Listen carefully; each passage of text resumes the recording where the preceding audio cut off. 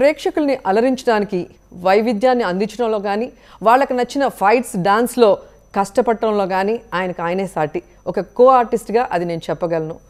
ముఠామేశ్రీ, big boss, ముగ్గురు మనగాళ్ళు, చిరంజీవి గారితో నా ప్రయాణం.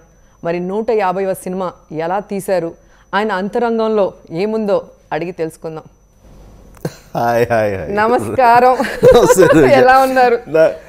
ఎలా చాలా బాగున్నారు. అన్నిటికంటే ముందు నేను ఎక్స్పెక్ట్ చేయలేదు ఈ ఇంటర్వ్యూ ఈ సంక్రాంతి సర్ప్రైజ్ మీరు వస్తారని చెప్పేసి. సో చాలా చాలా సంతోషంగా ఉంది రోజా, అండ్ చాలా ఎక్సైటింగ్గా ఉంది. నాకు కూడా చాలా డిఫరెంట్గా అనిపించింది. ఎందుకంటే నేను మీ ఇంట్లో ఒక మెంబర్ లాగా, పిల్లలందరూ చిన్న చిన్న వాళ్ళని ఎత్తుకొని వాళ్ళ బర్త్డేలు సెలబ్రేట్ చేసి లాస్ట్కి మీ సిస్టర్ మ్యారేజెస్లో అంతా కూడా హడావిడి నాది రాధికక్కదే.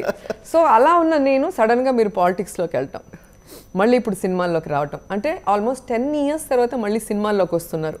అలా రావాలనుకున్నప్పుడు మీ మైండ్లో జరిగిన ఘర్షణ ఏంటి, మీరు చేసిన కసరత్తు ఏంటి?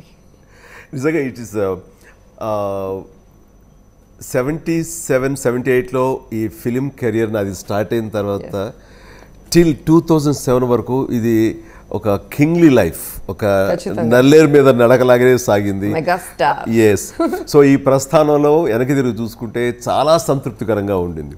ఆ తర్వాత ప్రజా కోరిక అవనివ్వండి, నా లోపల ఉన్నటువంటి తపన అయితే ఈ ప్రజా సేవలోకి రావాలి, రాజకీయాల్లోకి రావాలని నిర్ణయించుకున్న తర్వాత అది డెఫినెట్లీ కేక్ వాక్ కాదు, అది టర్బులెన్సే 100%. అండ్ ఆ ప్రయాణంలో మాత్రం ఈ 10 సంవత్సరాల సుదీర్ఘ ప్రయాణంలో ఎన్నో ఎత్తులు పల్లాలు, మాటలు పడటం, మాటలు అనటం, అనిపించుకోవటం, దీంతో పాలిటిక్స్లో ఇది సహజమని ఎంత అనుకున్నా సరే ఇది కావాల్సిన వాళ్ళు కొట్టుకుంటుంటే అలా అనిపించింది.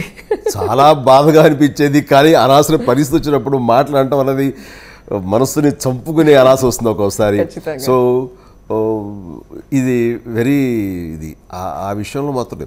అయితే రాజకీయాల్లో ఒక బాధ్యత వచ్చిన తర్వాత, ఒక పదవి వచ్చిన తర్వాత మనం దాన్ని మనసా వాచా కర్మణ నిజాయితీగా చేస్తే ఆ రిజల్ట్ ప్రజలకు అందినప్పుడు పొందే సంతృప్తి అంత ఇంత కాదు.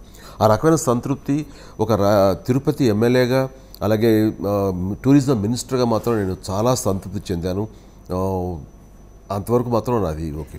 ఆ తర్వాత ఈ స్టేట్ డివిజన్ వచ్చిన తర్వాత వచ్చినటువంటి ఆ టర్బులెన్స్ మాత్రం రియల్గా చాలా బాధాకరమైన విషయం. ప్రజలందరూ కూడా అందరూ నష్టపోతున్నారు, అందరూ బాధపడుతున్నారు. ఇంతమందిని బాధపెట్టి స్టేట్ డివైడ్ అయ్యింది. అయితే ఇంకా పరిస్థితులు ఆ రకంగా తరుణకు వచ్చిన దృష్ట్యా మనం ఏమి చేయలేం, తరగాల్సిందే. బట్ ఈ పరిస్థితుల్లో ముఖ్యంగా కాంగ్రెస్ పార్టీ మీద ప్రజలు కోపావేశాలతోటి కోపదృప్తులై ఉన్న ఈ తరుణంలో ఒక ఏర్పడిన స్తబ్దత